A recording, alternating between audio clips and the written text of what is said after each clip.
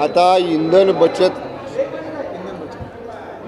बचत करणे आणि परकीय चलन वाचवणे या संदर्भामध्ये सर्वच विभागांनी आपापल्या विभागांमध्ये त्याची अंमलबजावणी करावी असे स्पष्ट निर्देश राज्याचे माननीय मुख्यमंत्री आणि माननीय उपमुख्यमंत्री या दोघांनी या ठिकाणी दिलेले आहेत। आमच्या पर्यटन विभागामध्ये कालच आम्ही आदेश विभागाला दिलेले आहेत की जे परदेशी शिष्टमंडळ आपली जातात परदेशी दूतावासांच्या आमंत्रणावरनं या आर्थिक वर्षामधल्या अशा कुठल्याही शिष्टमंडळांनी परदेशामध्ये जाऊ नये आणि असे कुठलेही प्रस्ताव मान्यतेसाठी सुद्धा मंत्र्याकडे सादर करू नयेत अशा सूचना काल मी विभागाला दिलेल्या आहेत।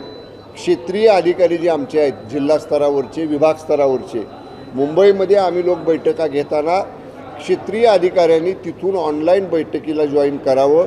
कुठल्याही क्षेत्रीय अधिकाऱ्यांनी फील्ड ऑफिसर्सनी प्रत्यक्ष मुंबईमध्ये बैठकीला येऊ नये अशा सुद्धा आदेश आणि सूचना माझ्या विभागामध्ये आम्ही निर्गमित केलेले आहेत।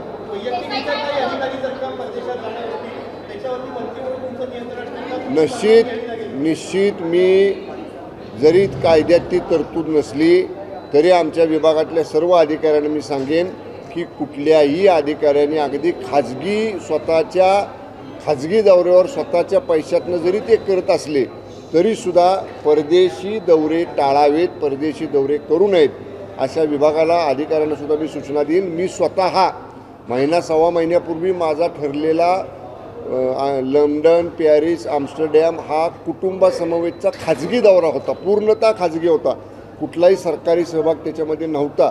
तरी देखील माननीय पंतप्रधान महोदयांनी आवाहन केल्या मी कुटुंबाला सांगितलं आणि दुसऱ्या दिवशी आम्ही आमचा दौरा रद्द केलेला आहे।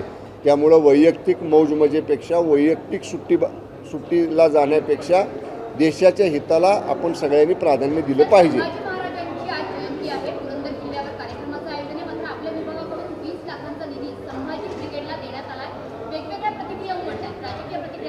माझ्या विभागातला निधी मला न माहिती होता कसा दिला, कुणी सांगितलं तुम्हाला? एकही रुपयाचा निधी माझ्या विभागाकडनं कुठंही वितरित झालेला नाही।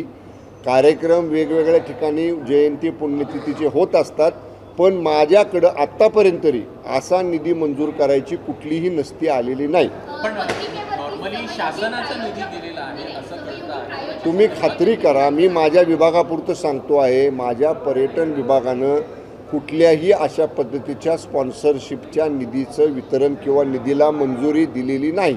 सर त्याला लागूनच पत्र जे आहे ते निमंत्रण पत्रिका व्हायरल होते आणि त्यामध्ये अगदी मुख्यमंत्र्यांपासून ते पर्यटन मंत्र्यांपर्यंत सगळ्याची नावे आणि त्यामध्ये खाली जे आहे तर स्पॉन्सर म्हणजे सहप्रायोजक जे आहे ते पर्यटन विभाग पुणे आहे। याबद्दल काही तुम्ही माहिती घेणार आहात का? या बाबतीत विभागाची परवानगी घेण्यात आलेली नाही।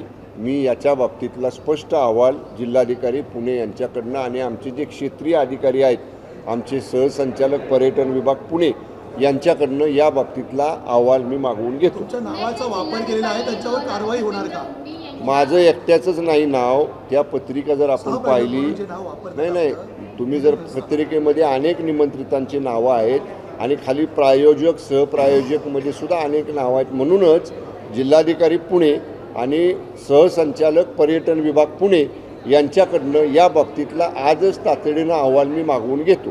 छत्रपती संभाजीनगरमध्ये जी कारवाई करण्यात आली त्याला डिफेंड करताना एमआयएमचे माजी खासदार हे दिसत आहेत, त्यांना आम्ही घर बांधून देऊ आणि येत्या काळात देखील असं काही झालं तर त्यांना देखील उभा करू, जी काही त्यांनी भूमिका घेतली त्याबद्दलचं काय? म्हणजे हे बघा ना, एक तर बेकायदेशीर घर आणि गुन्हेगारांना थारा त्या घरात द्यायचा, या अशा दोन चुका करायच्या आणि त्या केल्यानंतर सरकारनं कारवाई केली की म्हणायचं पाडलेलं घर आम्ही बांधून देऊ। म्हणजे कसली ही म्हणजे काय म्हणतो त्याला आपण, हवा कसली डोक्यात त्यांच्या गेलेली आहे।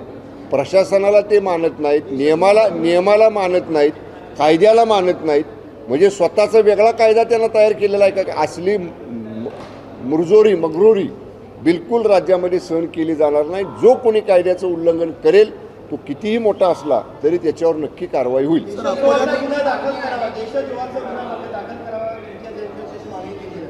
निश्चितच या संदर्भामध्ये जिल्हा प्रशासनाचा आणि पोलीस आयुक्तांचा अहवाल गृह मंत्रालयाकडे प्राप्त होईल जिल्हाधिकाऱ्यांचा आणि पोलीस आयुक्तांचा अहवाल प्राप्त झाल्यानंतर माननीय गृह मंत्रालय याच्यावरती उचित निर्णय घेईल. सर अकोल्यात देखील चला. काँग्रेसच्या नगरसेवकाने औरंगजेब आणि छत्रपती शिवाजी महाराजांची तुलना केलेली आहे. ते बोलतात की छत्रपती शिवाजी महाराज देखील आमचे आहेत, औरंगजेब देखील आमचेच कोण? आहे.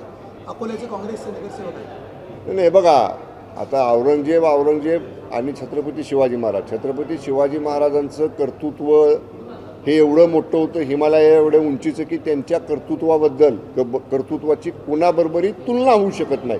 त्यामुळं अशी जर छत्रपती शिवाजी महाराजांच्या कर्तृत्वाची, त्यांच्या व्यक्तिमत्वाची जर कोणी तुलना करायचा प्रयत्न आणखीन औरंगजेबासारख्या व्यक्तीबरोबर केला असेल तर ते बिलकुल चूक नाही. औरंगजेब हा क्रूरच होता आणि निश्चितपणे औरंगजेबानं जो स्वराज्य संपवण्यासाठी आला होता व तोच महाराष्ट्रामध्ये संपला, अशा औरंगजेबाची तुलना छत्रपती शिवाजी महाराजांच्या बरोबर करणं योग्य नाही.